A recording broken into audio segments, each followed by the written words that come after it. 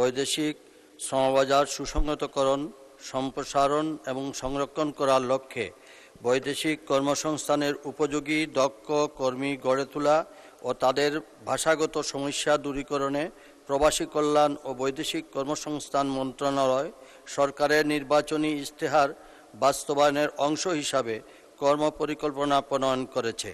এছাড়া আগামী 5 বছরে বিদেশে 1 কোটি দক্ষ কর্মী প্রেরণের পরিকল্পনা গ্রহণ করা হয়েছে।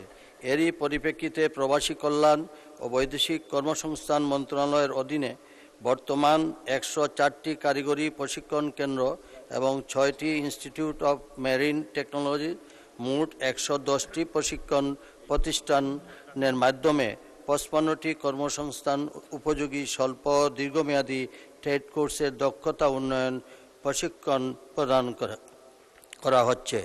নোয়াগাঁও জেলার সদর উপজেলা সহ সকল উপজেলার বেকার যুবক ও নারী সমাজকে দক্ষ জনশক্তিতে রূপান্তরপূর্বক কর্মসংস্থান উপযোগী করে গড়ে তোলার লক্ষ্যে নোয়াগাঁও জেলা সদরের বাংলাবাড়িয়া নোয়াগাঁও কারিগরি প্রশিক্ষণ কেন্দ্র এবং রানীনগর উপজেলা রানীনগর কারিগরি প্রশিক্ষণ কেন্দ্র স্থাপন করা হয়েছে। বর্তমানে নোয়াগাঁও জেলার উল্লেখিত 2টি কারিগরি প্রশিক্ষণ কেন্দ্রে বেকার যুবক ও নারী কর্মীরা বিভিন্ন ট্রেডে প্রশিক্ষণ গ্রহণ করেছেন।